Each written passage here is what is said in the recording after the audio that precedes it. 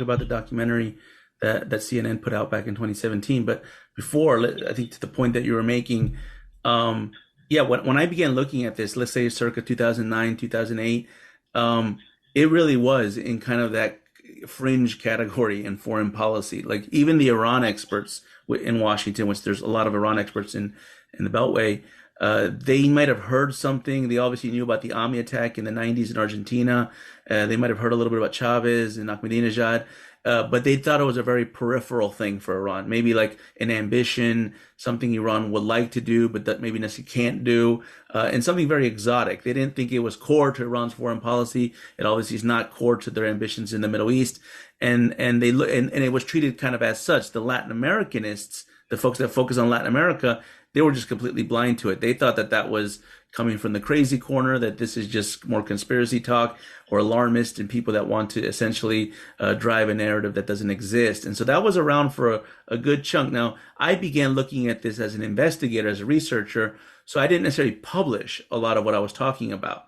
I've actually spent about 2, maybe 3 years researching the issue, traveling to Latin America, several of the countries, traveling to the Middle East, some countries there, and connecting the dots, but without publishing anything. I was giving briefings both to the Defense Department, also to folks in Congress. And around, I think in 2011, a series of congressional hearings started to take place on Capitol Hill, because there was essentially a policy discussion between legislators, the U.S. congressmen, and the State Department at the time. They had a difference of opinion on this issue. Policymakers, congressmen were thinking that there was something to look at when it comes to Iran and Latin America. And this really kind of blew open when there was a case in Washington, D.C., a judicial case that got exposed to the public, and it just drew a lot of questions. That was the case of when there was a supposed assassination plot by the Quds Force to kill the Saudi ambassador as he dined in a restaurant in Washington, D.C., in a restaurant called Cafe Milano. When the Department of Justice put out that press release with the indictment and an individual they actually arrested and later convicted for being involved in this plot, people started to really ask themselves, what is this all about? Because apparently the connection that the Quds Force was trying to make would have passed through in a Mexican drug cartel. So they would have hired a direct Mexican drug cartel to carry out an assassination of a Saudi ambassador in a Washington, D.C. restaurant, and literally blowing up the restaurant, which would have probably killed who knows how many civilians and others. So that kind of woke up Capitol Hill on this issue. That was back in 2011. A lot of questions came out, a lot of hearings. And so I was briefing, but not necessarily publicly, during that period. But what I realized, and I really realized this with a lot of the work we did with the Defense Department back then, was I realized that this problem wasn't really at the operational level. Even back then, there were folks in the Defense Department, folks in the U.S. government that were looking at this. They were looking at this from multiple angles, from money laundering angles, sanctions evasion, proliferation of threat networks. They were looking at it from multiple angles, and each one was studying this from different perspectives. But there was a gap between what was being done at the operational level and what policymakers understood at the political level. So when I understood that, I understood that it doesn't make sense to just be talking about this with defense officials and military leaders. I need to be talking about this publicly, and that prompted me to publish a book in 2014. Called Iran Strategic Penetration in Latin America, and also to publish a policy report in 2014, which that goes to that issue that you're talking about. The first policy report that we ever published at SFS, and the first policy report I ever published at SFS, was about this immigration security scheme between Venezuela, Cuba, Iran, and Hezbollah. So we actually were the first think tank to publish this a scheme where the Venezuelan government was providing government identification documents to suspected members of Hezbollah, obviously the Iranian proxy group in Lebanon. And in that, we were able to first document it, and we were also able to consult with many law enforcement officials, both here in the U.S., but most importantly in Canada, who had already been seeing this and had specific data and information that they were putting it in a reserved form at the time, but then eventually became part of the public discussion. So that prompted the CNN piece, because a couple years later, and this was actually CNN in Espanol, the Spanish-speaking branch of CNN.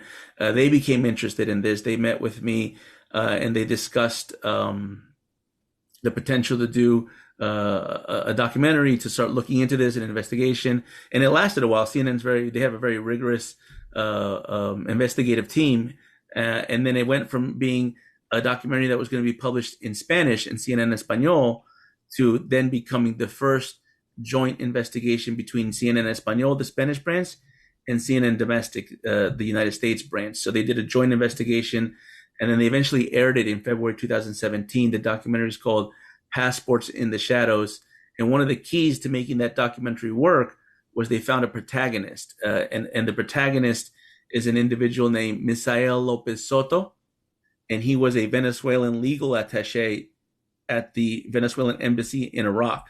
So he was a first-hand witness. He was an eyewitness to what we had discussed years earlier, but he obviously had more information, and he had first-hand knowledge about how this scheme was actually being carried out. And he provided that, at least partially, in the CNN documentary. So that helped give it credibility. That process that I just described, it took this issue of Iran and Hezbollah in Latin America out of the crazy corner in Washington, D.C., and into serious conversations among government officials, among policymakers, and with other countries as well. And since then, we've been continuing to work on it ever since.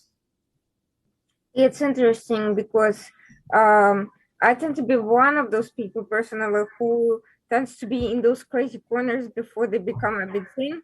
So back when I was still in law school, and that was before 2011, I graduated in 2009, we had presentations about these early security investigations into Hezbollah presence in Latin America. At that point, they were only, sub-chapters in books, but it already generated enough evidence to show that there was much more to the story. It just wasn't being explored. I'm glad to see that that interest has become more mainstream. Nevertheless, there's still a great deal of reluctance to take any serious action beyond policy discussions. For instance, there's been a great deal of attention to the Iranian ships tracking back and forth between Venezuela, the oil, gold, and weapons exchanges, and so forth, and even discussions about the potential for more dangerous chemicals being transported, but not really any serious effort to kind of reveal the full pattern of what happens to those ships, or for that matter, there hasn't been any great deal of interest in the Africa angle and how some of the ships go from Venezuela to Africa, and vice versa. I'm wondering if that's an issue that you think is paying attention to. No, absolutely. And I think that you're right. I think now that Iran's presence is very visible in Venezuela specifically, then policymakers and I think just the international community has, maybe they are not putting all the attention that I think they should be putting on this, but they're paying more attention to it, and they're trying to ask questions, and they're wondering why, how, for what, the kind of big questions that kind of try to make you understand what's really behind these fuel and food transfers that are happening from Iran to Venezuela. So let me start by saying that I think it's important to note that, and I think most folks that study Iran know this pretty well, that Iran's history of using commercial activity as a dual use activity is very well documented. Iran tends to use commerce as a pretext or as a cover for other nefarious activities. It could be illicit activities, but it could also be military activities, which mostly are sanctioned by the international community and definitely by the United States. And so what I think whenever you see Iranian commercial activity in places that it doesn't make a lot of sense, such as the Iranian gasoline transfers to Venezuela, you have to ask, is that just gasoline, or is there a different purpose for that? I'm going to give a precedent that I think is worth mentioning in a second. But with that, I think it's also important to note that the Maduro regime, the other side, the recipient of this gasoline, has the same modus operandi. They also use commercial transfers as a dual use activity or as a cover for other more nefarious things. So you really have these two regimes in different parts of the world, the Iranian regime in the Middle East and the Maduro regime in Venezuela and Latin America, that really have the same model for how they export how they govern and how they export their revolutions through their respective regions. So the know-how, I think, that between the two of them is very strong. Now, the precedent that I wanted to mention, I'm going to go back a little bit in history just for this, is the Ami attack, right? I think that's the number one thing that most people, when they hear about Iran, Latin America, they may, oh, I do remember that terrorist bombing in Argentina, which was a tremendous bombing, and it happened twice, actually three times. There was the 92 bombing on the Israeli embassy in Buenos Aires, Argentina, that killed 25 people and injured hundreds more. Then there was the July 1994 bombing of the Amia Culture Center, the Jewish Culture Center in Buenos Aires as well, killing 85 people.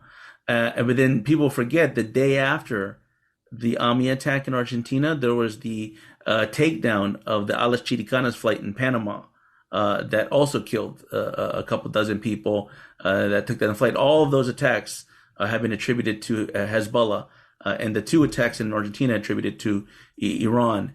And so one of the things that I learned by investigating that incident was the way that Iran created the terror finance mechanisms to be able to carry out those three attacks one after the other. And one of the main ways that they carried out that terror finance, how they were able to move the money, was by using their commercial connections in Argentina. Back in that day, in the 1980s, the only commercial relationship that Iran had with Argentina was in the beef trade. Argentina was one of the largest exporters of beef in the world. Probably everyone remembers the Argentine steak. It's very famous. And so Iran was lucky to be privileged to have a preferential trade relationship with Argentina, to the point that by 1987, I believe it's about 70% of the domestic consumption of beef in Iran came from Argentina. So they were getting very quality beef. But instead of enjoying that commercial relationship, trade relationship, as most more democratic countries would do, they exploited that relationship instead. And what they did is they used the beef trade as a cover to be able to insert spies, front companies, and other operatives to carry out that terrorist attack in 92 and 94. How did they do it? Well, because Iran is an Islamic republic, any import of beef has to pass through halal. They have to have a halal certification. So they introduced halal certification companies in Argentina to a country that did not know anything about the Islamic guidance or processes of beef exports. So if Iran was to send, let's say, 5 or 10 commercial attaches to their embassy in Buenos Aires to manage two beef companies, it would look a little suspicious. Their foreign ministry might draw a red flag. But if you send 10 to 12 or 20 cultural attaches, and you say they're not there just for the commercial aspect, they're there because of the religious, cultural aspect, Argentina said, sure, we're not going to get in the way. We're not going to fight you on that. We don't understand that process, but sure, that's your religion, that's your faith. Go ahead. What turns out is that the Iranian embassy, prior to the bombings, increased in personnel, mostly among cultural attaches. And those cultural attaches were doing, obviously, intelligence work and financial logistical work to carry out in preparation for the terrorist attacks in 92 and 94. And so that kind of just gives you a precedent for how Iran uses trade, how Iran uses commerce. And now it's that times 100, because they're not just sending beef or importing beef from Argentina. Now they're sending massive shipments of gasoline. They opened up a supermarket in Venezuela called Megasis. They have all kinds of different agreements with the Maduro regime in Venezuela and with other countries in the region. So I just wanted to make that as a point so people understand that it's not just about commerce. They obviously use that as a mechanism for something else. So interestingly, Iran, which has actually the Islamic Republic rose on the back of leftists in Iran, who eventually were subsumed by the Islamic Revolution, as it so happens, and it's now once again cooperating with socialist regimes and governments in Latin America, Venezuela, Cuba, Nicaragua, Argentina, where the same clique is back in power, and we are seeing potentially. We've seen some operations in Colombia with FARC previously, but now there is another leftist candidate leading in the polls, and Chile has recently welcomed a leftist government. Not to mention Bolivia, that's also been another source of this activity. Brazil has been less radical politically, but also open to working with Iran in the past. So Iran has quite a broad nexus of potential activity throughout, and even Mexico has provided opportunities through cartels, and this current government is also fairly leftist and also fairly aligned with those cartels. How, you know, looking at the pattern from 1 2 3 countries now seeming expanding scope of Iran's activity in Latin America, that pattern is in itself quite disturbing, and yet there seems to be no lessons learned either by the voters and populations in those countries, the regimes that are looking for anyway to cooperate with them, or for the United States, which has not been paying much attention to trying to disrupt these relationships. Can you comment on why that's been kind of overlooked? The fact that Iran is not just sticking to Venezuela and Cuba, but is actually expanding its operations throughout the entire continent. Oh yeah, that's a good point. So I recently published an article for a military magazine that's published by U.S. Southern Command. That's the combatant command of the military that works and monitors Latin America. And they have a military magazine that they publish twice a year called Dialogo.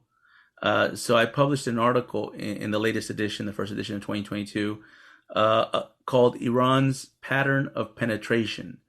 So that's a term that I've used. I used it first in the book, and I've used it in reports and testimonies since then, because I think after 40 years of Iran's activity in Latin America, there's enough empirical evidence to see a trend, to see a pattern, to see a modus operandi for how Iran operates in the region. Obviously requires some study, but nonetheless, if you do the work, you can start to see these trends.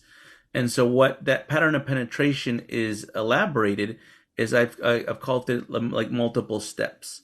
So Iran, and I'm going to describe it very basically. It's described in more detail in the article, but essentially Iran begins this from the religious and cultural level. They use that as an entry point into Latin America.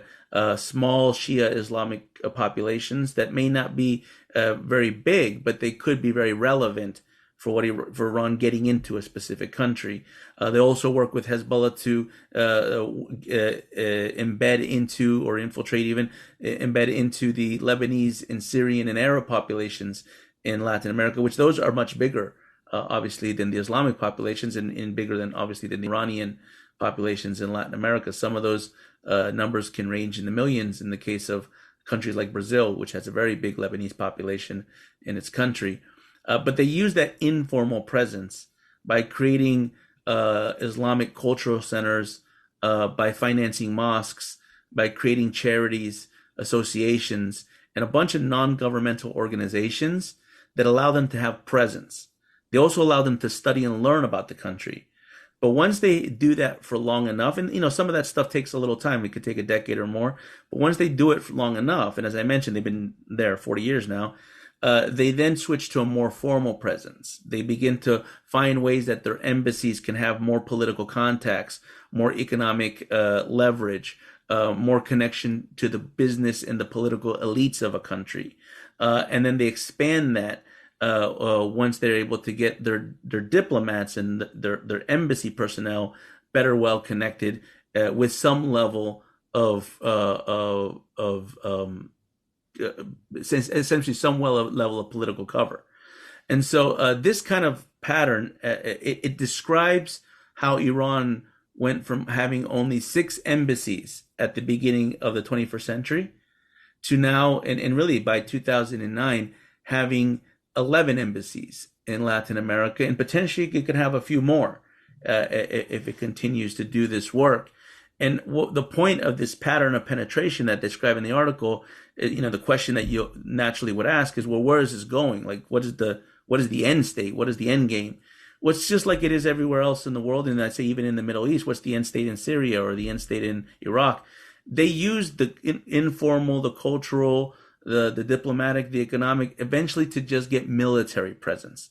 They eventually establish a military beachhead, just like as they've done in Syria, as they're done in Yemen, as they've done in Iraq, as they've done in Lebanon, a little less so because they have Hezbollah, but nonetheless, that's still essentially an Iranian presence because of their nature of that relationship with Hezbollah. So that's the same modus operandi comes to Latin America. They build proxy groups, but eventually they want to build the conditions inside the countries so that they can bring their military to the Western Hemisphere, to Latin America. And so eventually it's getting there. I think the only countries that I've seen it evolve to the point where they have military presence at some level of consistency is Venezuela and Bolivia. Venezuela and Bolivia have evolved throughout that entire pattern. And I actually argue that even though I think most people are looking at Venezuela because of obvious reasons, the tankers and just the visible nature of the relationship between Maduro and Iran, but I actually argue that Bolivia has probably been more successful for Iran because when Iran started its activity in Bolivia in the mid-2000s, they had zero presence. They did not have an embassy. There's not a sizable Arab population. There's pretty much no Iranian, I don't know about much of an Iranian population. And there's very small number, upwards of maybe no more than a few thousand Shia Muslims inside the country. And so they started with very little to work with.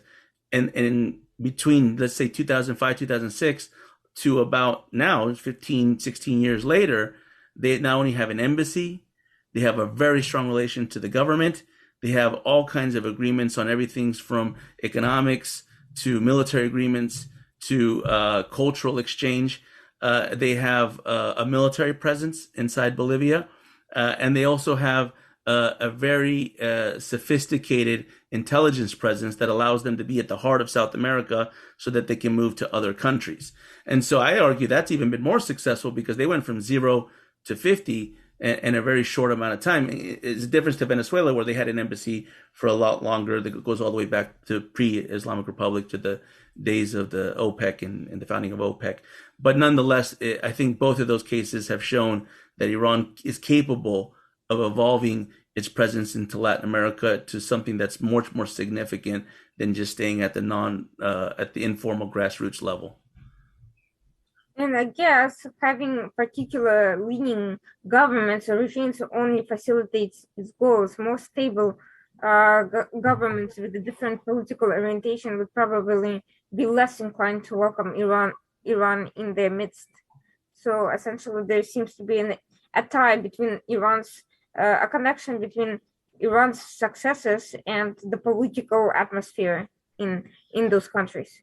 And so that's a good point, because you would think that may be just coincidence, right? So Iran got lucky, and if there was a period of time what they call the pink tide, where a bunch of leftist governments took over Latin America, and that gave them an opportunity. But what happened is that leftist tide, which was called the pink tide, which includes Venezuela, Bolivia, Nicaragua, Ecuador, Argentina at the time, Brazil at the time, which is the first decade between 2000 and 2010, give or take, in Latin America.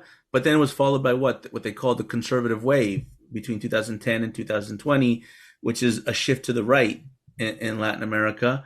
But Iran didn't recede. They didn't, because the right came into power, it didn't mean that Iran went away. They didn't shut one embassy. They didn't diminish their presence. They essentially kept and maintained.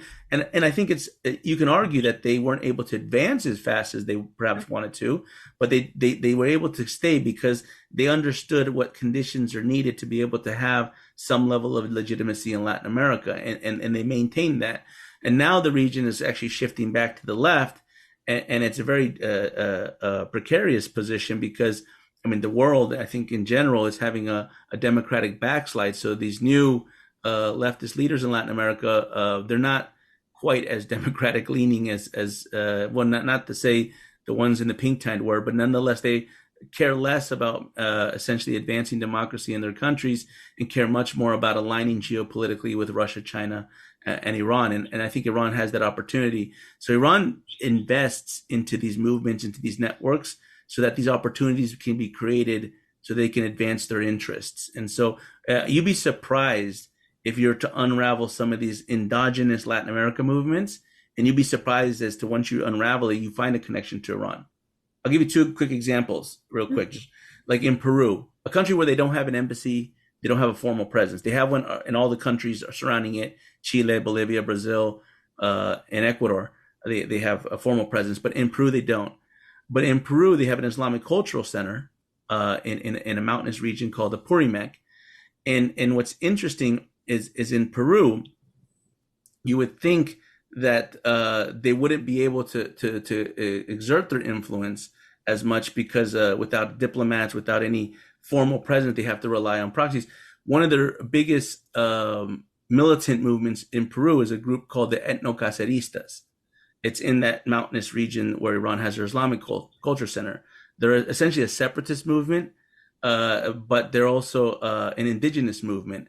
And when you unravel the Etnocaceristas, especially the later years of the Etnocaceristas, you come to find out that they've been trained, financed, and cooperated with Iran.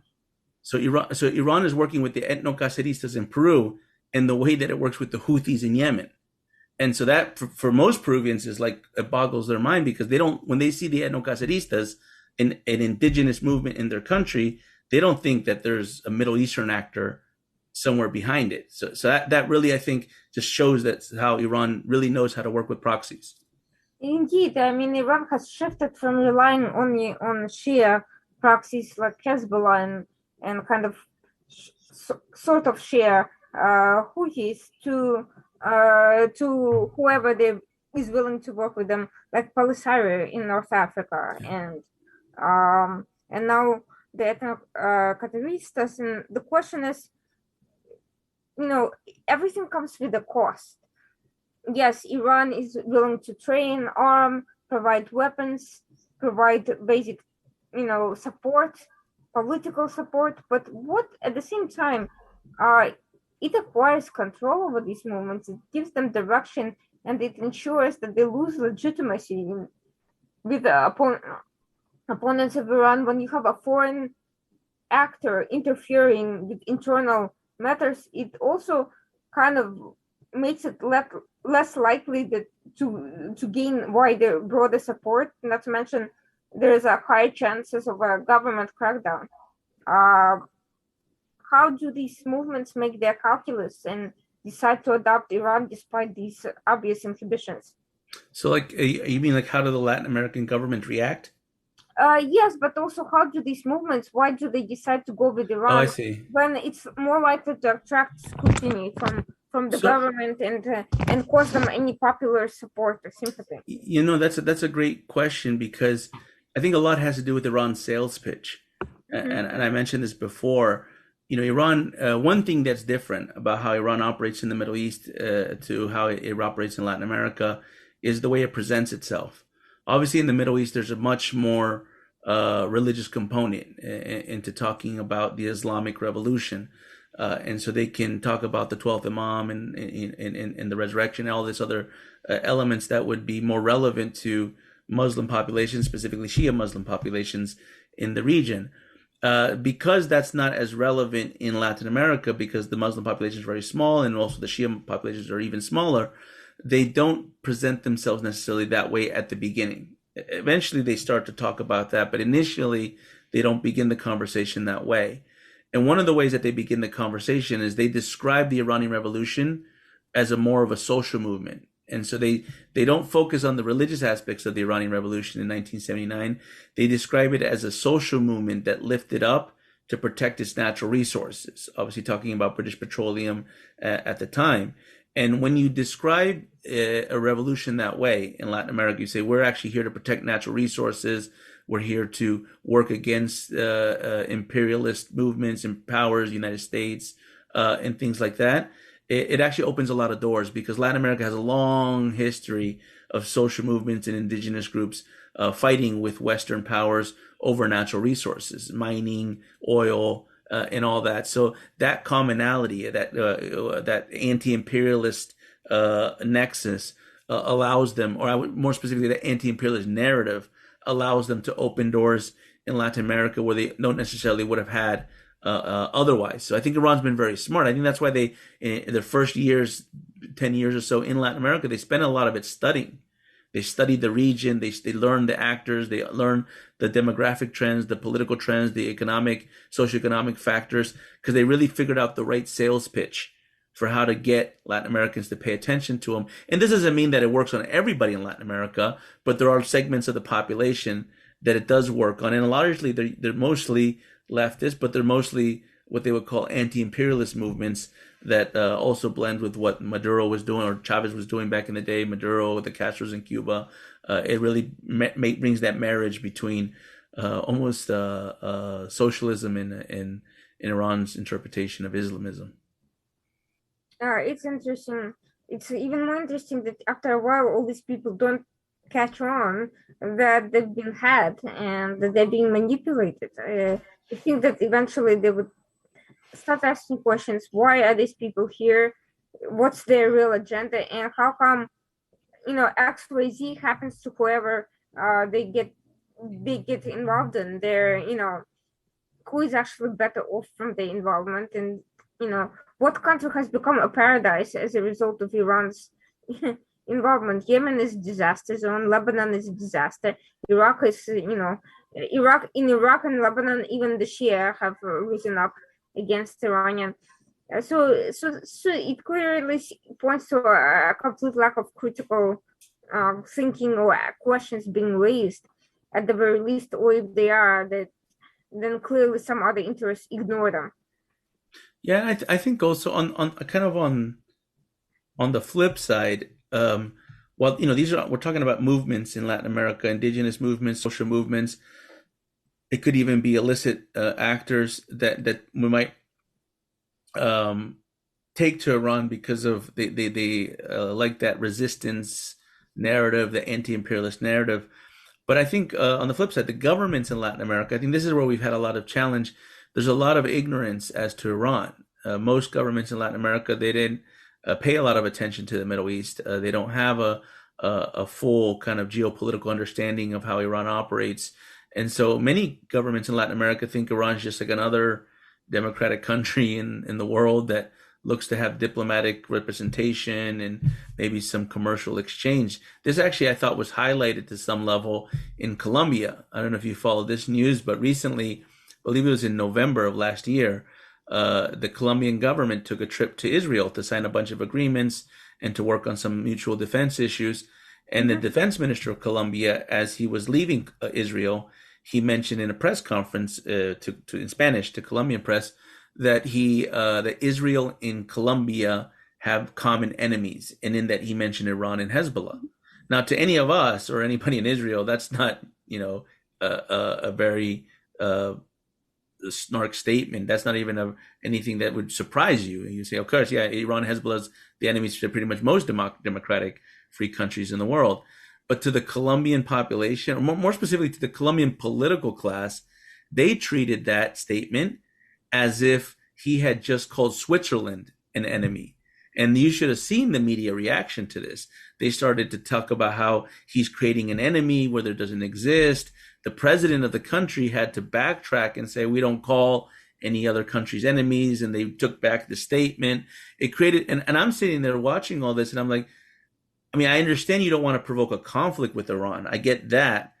But you're talking about Iran now as if it's like Sweden from Europe. And it's just not the case. Yes, there is a diplomatic representation of the Islamic Republic of Iran in Bogota, but that diplomatic representation isn't as significant as many of the other countries that Colombia does a lot more business with, even in the Middle East, even including Israel.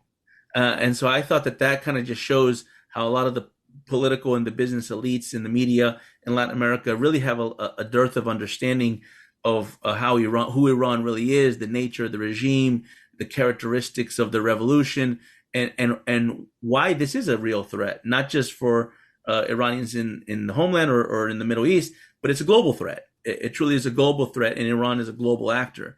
And I think in that, I think there are a lot of Latin American governments have a long way to go before they have that larger global geopolitical understanding. It's funny that you mentioned that because the Israeli media only reported on this initial statement and did not cover any of the follow-up, which in my opinion is a major mistake on their part. They should be aware of the political difficulties their allies are facing, and they should be working with them to ameliorate these political hindrances, because if they take for granted they will quickly take for granted their allies, they will quickly find in the next election cycle that they lose support. Unfortunately, we have seen some of this already in the Middle East, where Israel has sort of taken for granted the support they're getting on the highest level from some leaders, but they have underestimated the level of internal pushback that some of these leaders are facing. I'm concerned that the same may prove true for Latin America and kind of hinder the positive dynamic in building relationships and alliances. Now, kind of getting back to the Iran's military positioning, we have seen some of the concerning moves in recent months. We have seen some of the Iran sent a Houthi point person to Venezuela earlier in the year. This follows. This was followed by the recent Maduro's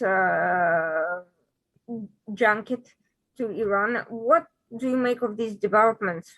Why? What is happening there that is not getting as much attention as it should, perhaps for a reason? Yeah. So Maduro, I think, is planning to go to Iran very soon. Yeah, I don't think he's taken the trip quite yet, but he's definitely going to take it, and it won't be that much longer before he does. But so this visit that happened recently, both to Venezuela, then later to Nicaragua for the inauguration of Daniel Ortega, another dictator in Latin America and Central America, was the Iranian VP of Economic Affairs, Moshe Rezai. And so that was very controversial because this individual, this Iranian government official, Rezai, he has an Interpol red notice. He has an arrest warrant from Argentina because he was one of the planners of the 1994 AMIA attack.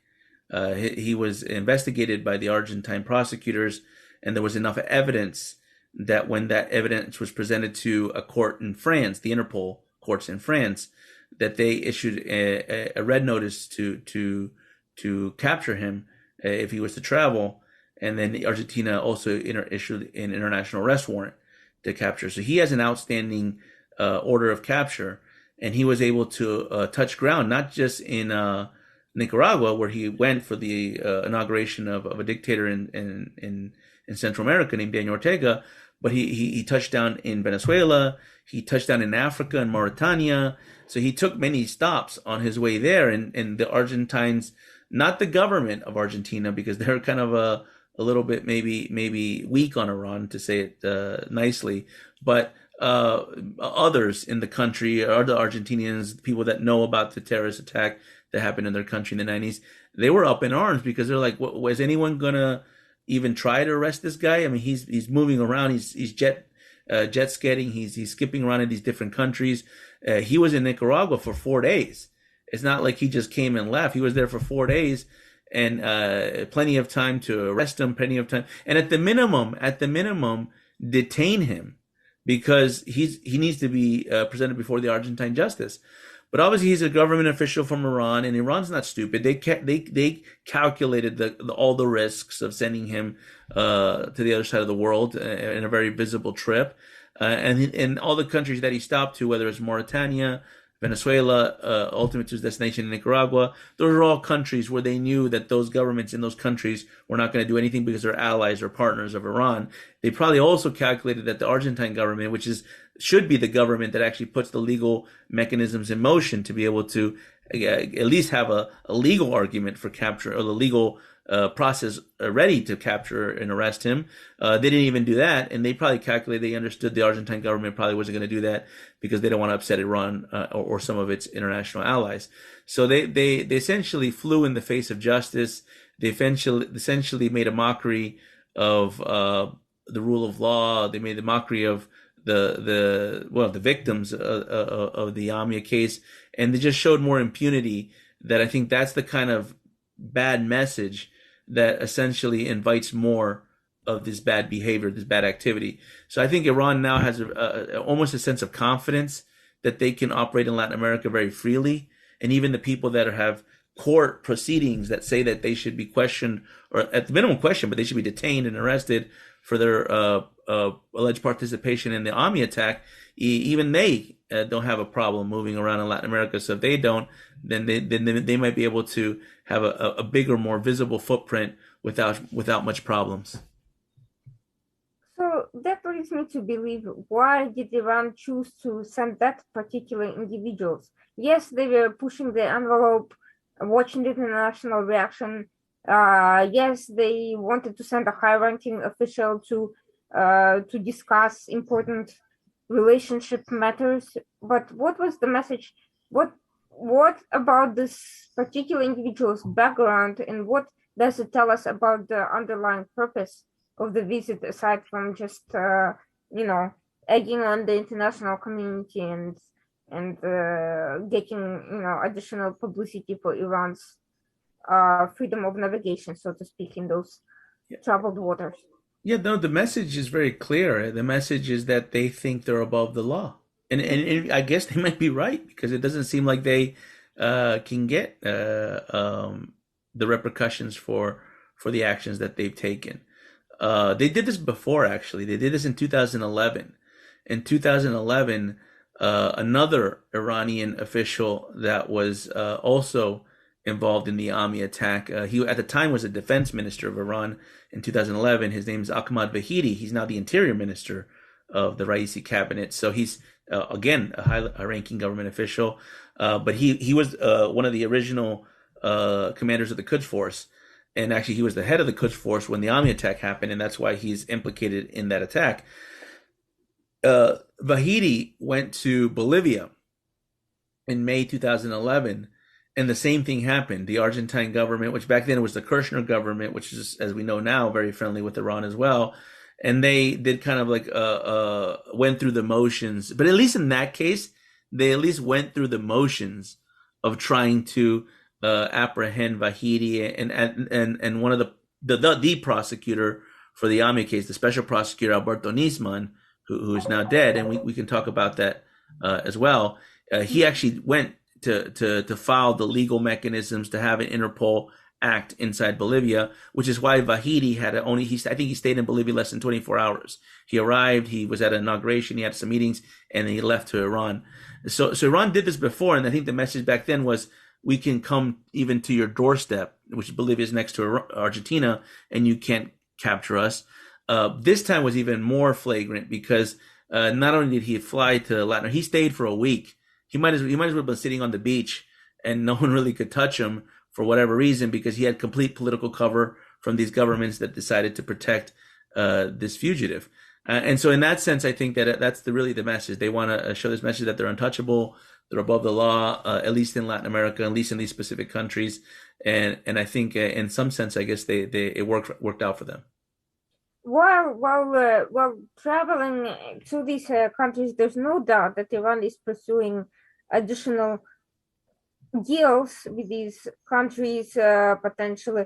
Initially it started out with oil refinement, which Iran had trouble getting elsewhere back in the day, when it had no zero oil refinement process. Not that it has greatly progressed since then, but there is questions of trade issues, but there is also potential, for less for more blatantly illegal operations that are managed through its proxies, crime, narco-terrorism, that sort of cooperation. Do you think somebody like this individual would be charged with managing those sorts of affairs? Why would somebody who is tasked with managing the relationship with the Houthis in Yemen be sent to travel to Venezuela and Nicaragua, if not for his experience with these types of networks? Yeah, I think there's a couple ways to look at this. The first is to understand that Iran, I think, has a very clear understanding that the United States is their probably number one adversary in the world. I know even Israel is their top adversary in the Middle East, but globally, the United States is their number one challenge, their number one adversary, even their enemy, as they chant death to Satan and all that stuff in Iran. So in that, they understand that they have a geographic disadvantage with the United States because, we can deploy to the Middle East while we were in Afghanistan, we're in Iraq, Syria for a time being. So we have the ability to have pressure on Iran in their near abroad in ways that's uncomfortable for the Islamic Republic. And so they figure that they have to diminish that geographic disadvantage. They have to be able to pressure the United States in a way that they think is meaningful. But they can't do what we do. They're not a conventional strength. They don't have economic strength, nor do they have military strength. So they can't just deploy aircraft carriers to the Caribbean. They have to build an asymmetric presence. And I think that goes to the second point, which is Iran is a master of asymmetric warfare. They're not a master of conventional warfare. They actually are pretty bad at conventional warfare. They saw that in the Iran-Iraq war. But they're very good at asymmetric warfare. And the big difference between conventional and asymmetric is what they call the center of gravity. The center of gravity in conventional warfare is your military in different ways and means. But in asymmetric warfare, the military is no longer the main element. It's no longer the center of gravity. In asymmetric warfare, the main element is public opinion. So information warfare is asymmetric warfare. And in that sense, Iran's master at manipulating public opinion, manipulating perceptions, lying, deceiving, and all that kind of thing. So that allowed them to be able to be very dominant in the Middle East. That same know-how is very useful in Latin America to have these other dictators learn from that and then be able to apply those same methods to be able to advance their objectives in Latin America. And so it's kind of like a win-win on that sense. So it wins for Iran because Iran's able to place pressure on the United States in our near abroad in Latin America. It's a win for the Latin American authoritarian movements because it allows them to gain better know-how to advance their objectives, to be able to have more power and control in their country and in their neighborhood. And then it's a win also for Iranian proxies because they give some more funding, more support, and more reasons to exist. And so it really has become like what I guess Iran will call this axis of resistance. It's taking that axis of resistance global and truly making it that global power, which we got to understand that was the mandate of the Quds Force since day one, right? Was to export the Iranian Revolution. And when they wanted to export the Iranian Revolution, that didn't just stop at Syria. That meant that was going to go into Africa. And there's a lot of presence of Iran in Africa, particularly northern Africa. And that was going to extend all the way to Latin America. And I think at this point, and I think that's the purpose of my work, is I try to explain to policymakers that they're getting very powerful. They're not this isn't the first inning in Latin America. They're not at a nascent stage of their development in the region. They've been there for 4 decades. At this point, I think it's safe to say that Iran can even have leverage to control certain governments in Latin America. I actually think in the case of Venezuela, I think the Iranian government has more leverage and more influence over the Maduro regime than Russia or China. And there's reasons that I could explain why I think that. I would actually be very curious to hear that. I think that's a very important policy point you're making. Okay, so let me see if I can get this in a kind of a short version, because basically, if you look at this like networks, right, and I think that that's a big part of how Iran operates. If you look at this like networks, there's 2 big networks in Venezuela and in Latin America that are the underpinnings that prop up these specific regimes. The first is a communist network, a socialist communist network, which is mostly managed by the Cubans in Latin America, but has strong connections to the ex-Soviets, now Russians, or the Communist Party in China. So the communist networks, which are in academia, they're in NGOs, they're in governments, but it's kind of well known, right? We've studied that, we know it, especially since the Cold War on. We kind of understood that. There's another clandestine network in Latin America that very few people have studied and people don't really know exists at a meaningful level, which is an Arab clandestine network, mostly Syrian and Lebanese. Because if you look at Latin America's history for the last 150 years, there have been waves of mass migration from Syria and Lebanon to Latin America at very sizable numbers. One of the biggest migrations in the world was from the Middle East to Latin America in the late 19th century and early 20th century. That was when the Ottoman Empire began to collapse, and then they were placing pressure against many of the Christians in the Middle East who then left, especially Maronites, that left the Middle East and went over to South America specifically. Then the Armenian genocide, then the Lebanese conflict, the Arab dictatorships, the Ba'athist Party and everything like that. I mean, so there's a wave of migration that's already happened. And because of that migration exists in Latin America, the Iranians began to understand those networks. And so if you look inside Venezuela, between the communist network and the Arab network's more powerful. It's what controls industry, petroleum. It's what controls the economy, and it's what controls the illicit activities that have more to do with money laundering and illicit finance.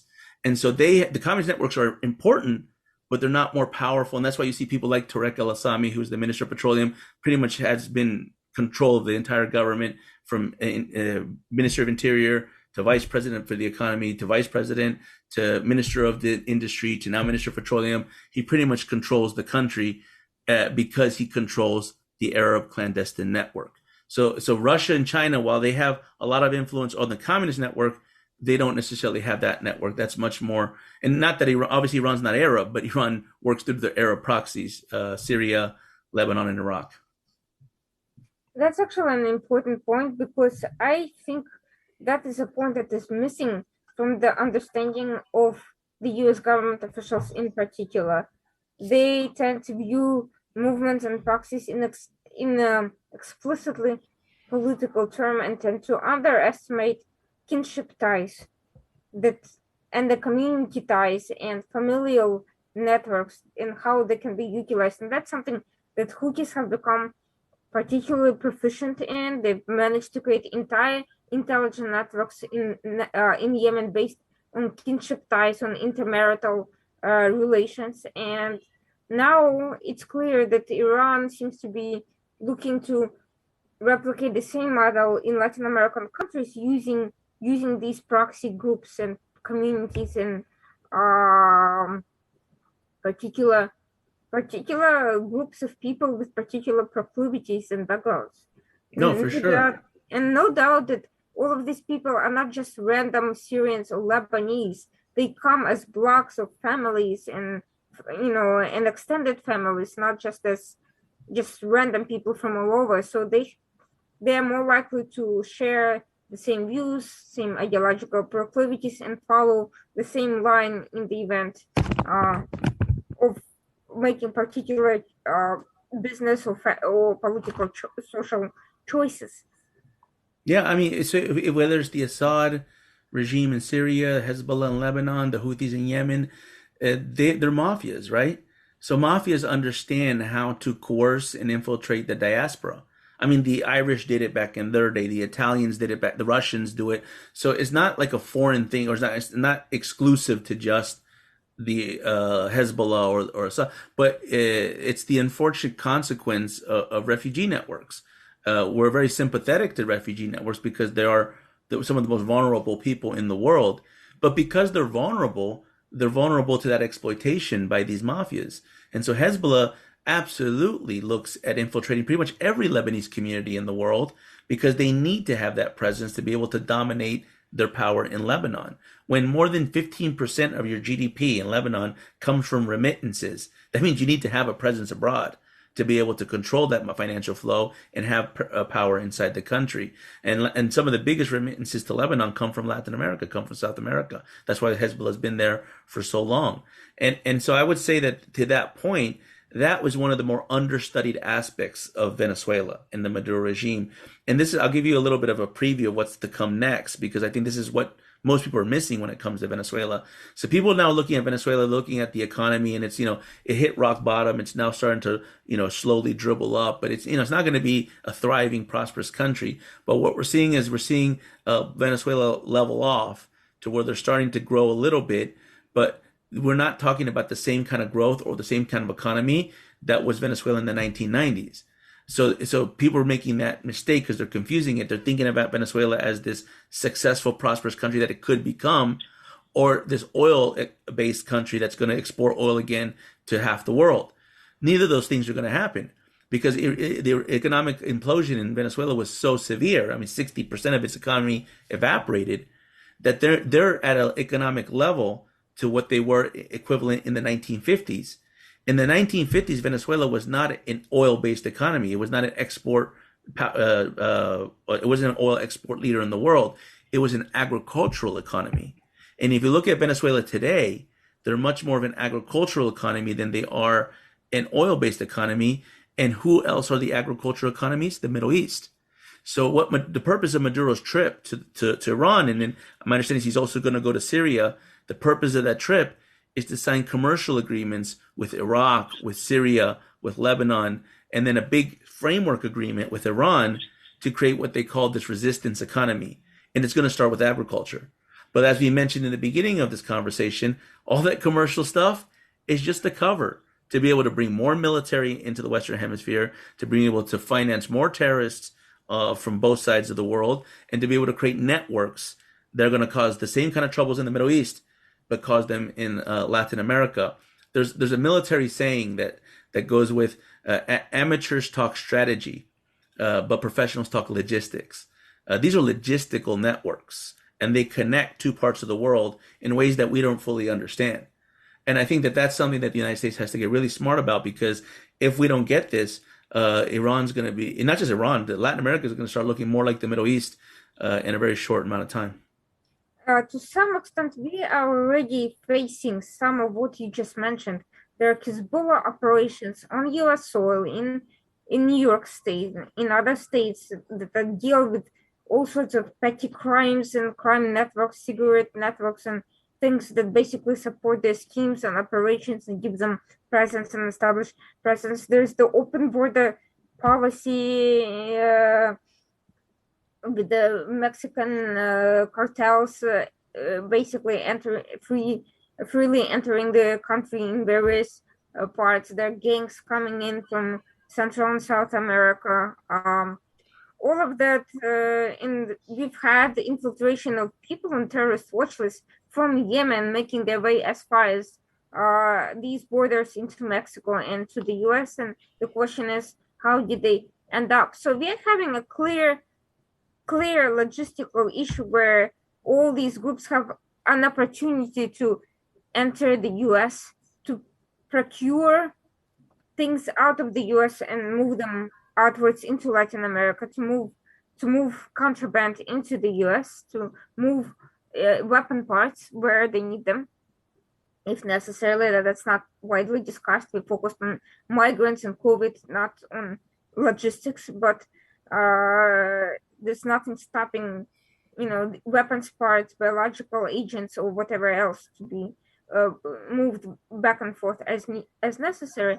And we are looking here at the situation where the U.S. security is in question. Back in the day, the Monroe Doctrine basically sent a message to the Europeans that the U.S. would not allow puppet monarchs and regimes to proliferate throughout neighboring countries and throughout the Western Hemisphere. But now we are seeing Iran introduce exactly that under another name. Okay, we're not dealing with Germany, France, Spain, or Portugal, or the United Kingdom. We're dealing with Iran, China, and Russia, threatening to move forces, to buy up governments, and in cases of Iran, as providing terrorist and military support to regimes that are intimately connected to it. And we're creating danger zones in close proximity to the United States. Cuba is in almost immediate proximity to Miami.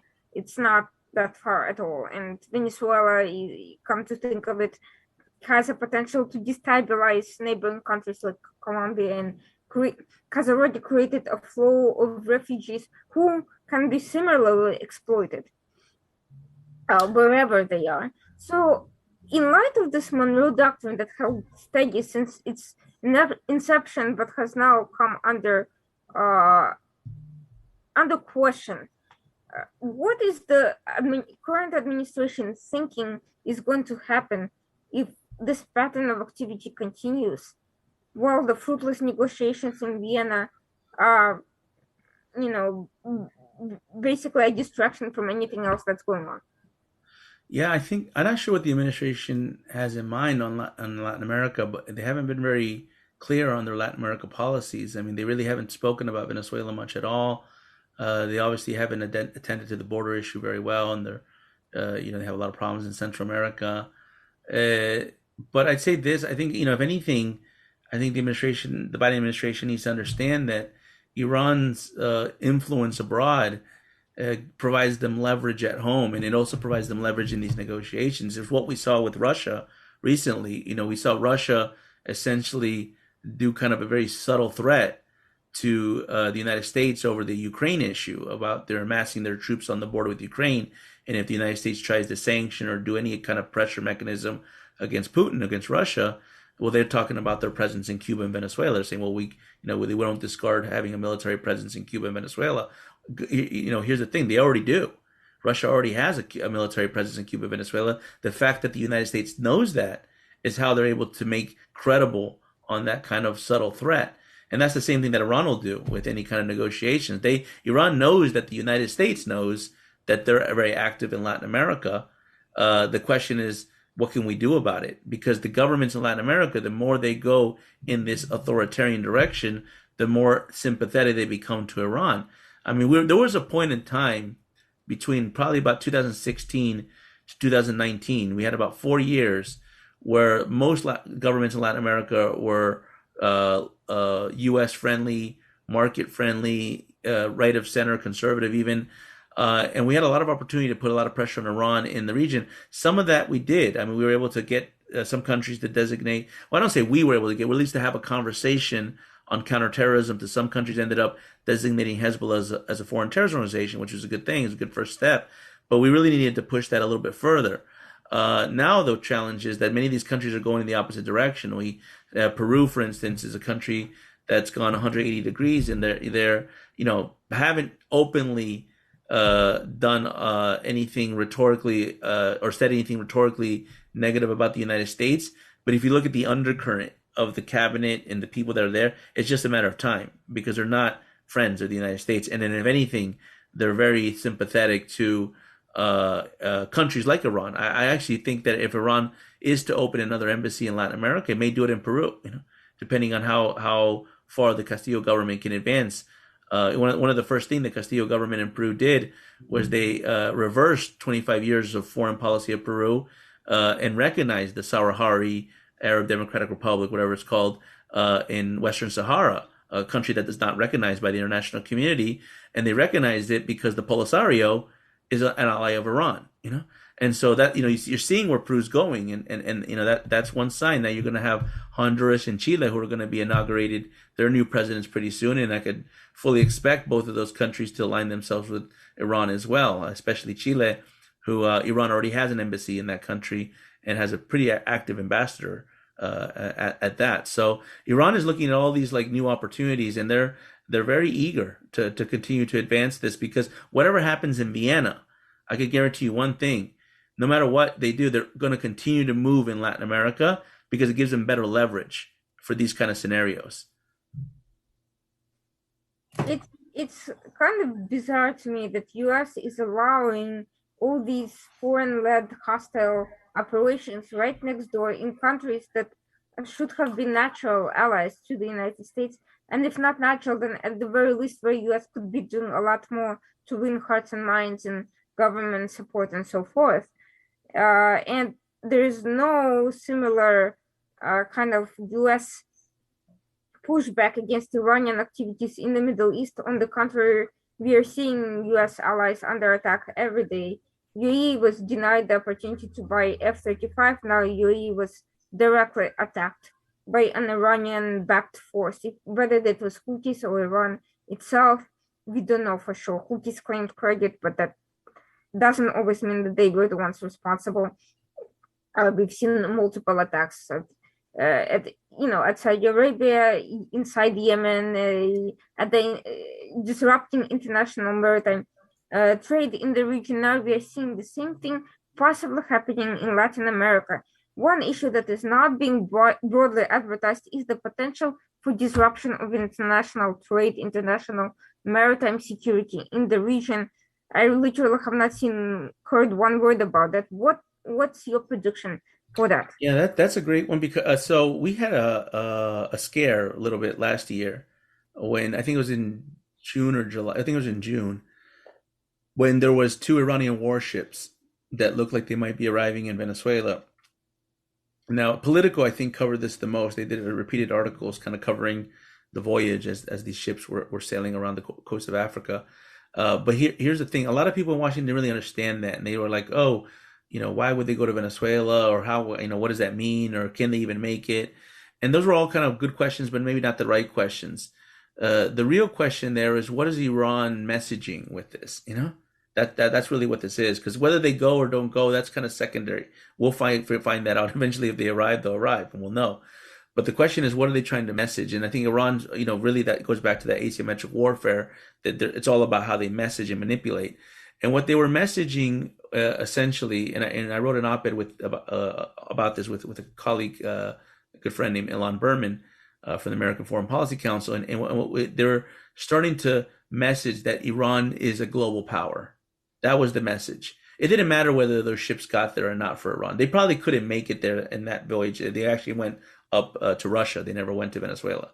But I think they wanted to purposely make the United States think they were going to Venezuela because they wanted to project this image that Iran can have a blue water navy, that Iran can actually patrol the oceans. And that goes into what you're saying about maritime security, because they understand that there's a weakness in the international community in the waters. We don't have an international maritime security framework to deal with Iranian aggressions or asymmetric amphibious operations the way they do in the Gulf of Oman and in the Persian Gulf in other parts of the world. The Caribbean's not ready for that. And what I think Iran is going to do, I don't think they necessarily need to bring warships to the Caribbean. They may do that at some point, but they don't necessarily need to do that. What they're doing is they're building the asymmetric naval capabilities of its partners in Latin America, most notably Venezuela in this case. And if you look at the Caribbean, and if you study the Caribbean, it's full of maritime border disputes. I mean, there's countries that have historic disputes over where the water begins and ends in terms of sovereign territory. So that's ripe for what they call gray zone conflicts, all these conflicts where you can position small vessels and things to be able to agitate and create tension on the border. The same way you see tension on land borders, you see that mostly with migrants and illicit actors. In the case of the water, you see it with vessels and in some cases fishery. And so I think Iran's preparing very much to be able to provide that capability to its partners in Latin America. And in this case, I think the three ones that you really want to look at is Cuba, Venezuela, and Nicaragua. And so it doesn't mean that these navies of these three countries need to be powerful, because the Iranian Navy really isn't that powerful, but they just need to have the know-how to be able to cause these problems, exploit these border disputes, and to create the conflict necessary to provide more opportunities to advance on bigger objectives. It's the same playbook that they've done at the Straits of Hormuz and the Persian Gulf, and they're bringing that to Latin America. I don't think necessarily they're going to do it initially themselves. I think they're going to teach their partners, that's the way Iran operates, right? They teach their proxy, and their proxy does it, and then they have plausible deniability. But that's why a deputy commander of the Quds Force is going to be in Venezuela, because he's going to be training and teaching the Venezuelan forces how to do these kind of asymmetric operations. So actually, that brings to mind another issue that U.S. had this program called the Sentinel that was supposed to, or at least it had this initiative for a while that was supposed to respond to Iran's abduction of vessels in the Strait of Hormuz and whereabouts. From what I am seeing, it had not had a very long life. Mm. And another initiative in the Red Sea was the Red Sea Littorals Alliance, led by Saudi Arabia, involving Egypt, Somalia, Eritrea, Ethiopia, and a couple more countries. And from what I understand, that too is not really functional due to A, conflicts between some of these members, and B, internal conflicts between among other members. So I'm not really sure how that works, but the strategic choke points and littorals in that general vicinity, Horn of Africa, Red Sea, extremely important and should probably be guarded by some alliance, which really, and there's been some works on that, but not nearly as much as there should. Is there any sort of program under consideration related to these maritime dispute areas in Latin America, Caribbean? Are there? So, Mhm. so obviously in Latin America, in this, I'd say, I can't say that Iran is absolutely working in this direction with 100% certainty and proof, but I can say that based on our research, and it's ongoing, so we're not in any definitive conclusion, it appears that's the direction they're going. Now, in order to put a definitive statement on that, I'd have to spend a little more time on the research, but it definitely looks that way, which that's why I'm comfortable talking about it. But I think if we were to look at any of the countries in the Caribbean that I think the border dispute is very tense, and there's a bunch of them, but I'd say one of the ones that's probably the most tense is between Venezuela and Guyana. They have a historic border dispute.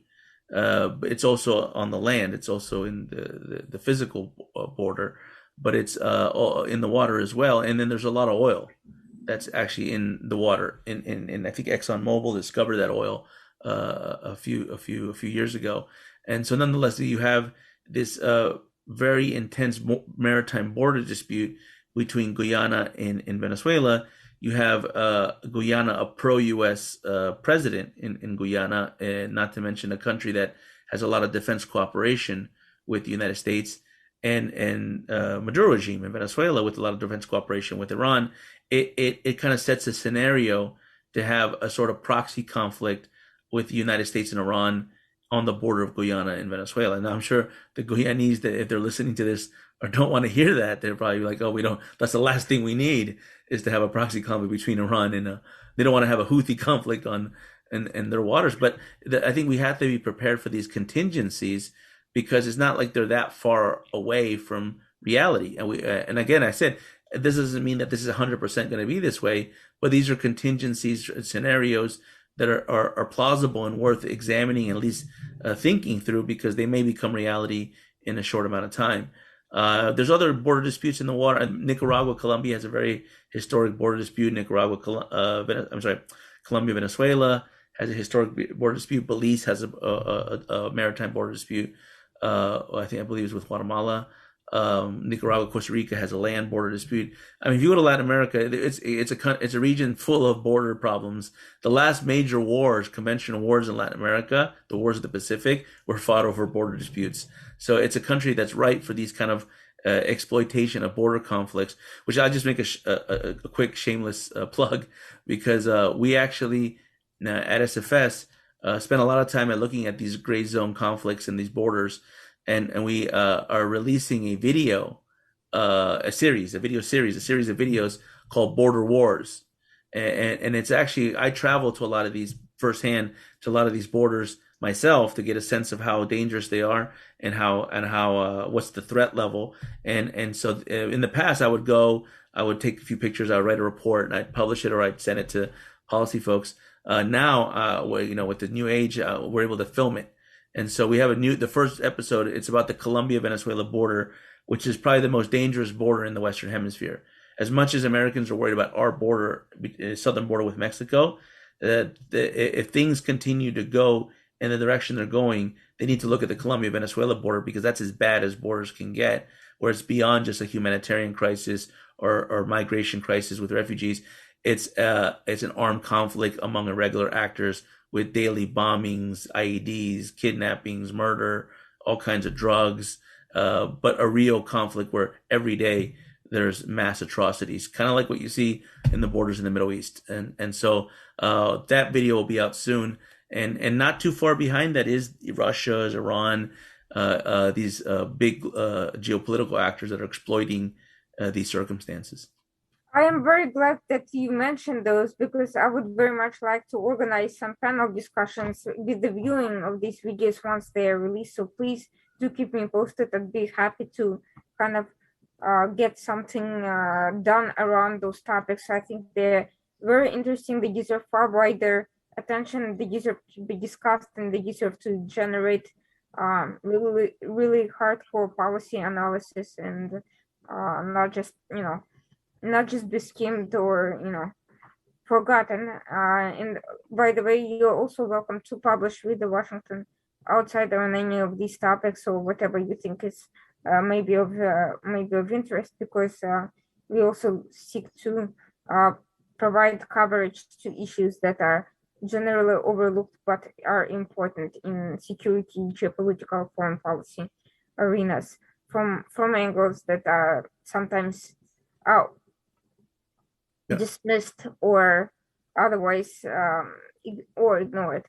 So thank you so much for these mentions. I think that was a very kind of disturbing projection, but I think it should be the goal of anyone really involved in analysis, not just to rehash what has already happened, but to draw conclusions and make predictions and prepare for eventualities and possibilities that unfortunately are very, especially ones that are very likely to happen based on the current trends, at least. And unfortunately, there's not nearly enough of that being done. I think a lot of what passes for analysis in general think tanks is basically the rehashing of the same old about the same types of issues that draw a lot of funding attention and are popular because they're easy. But these issues require the same level of dedication. And thank you so much for drawing attention to them and for educating. And I've personally learned a lot just from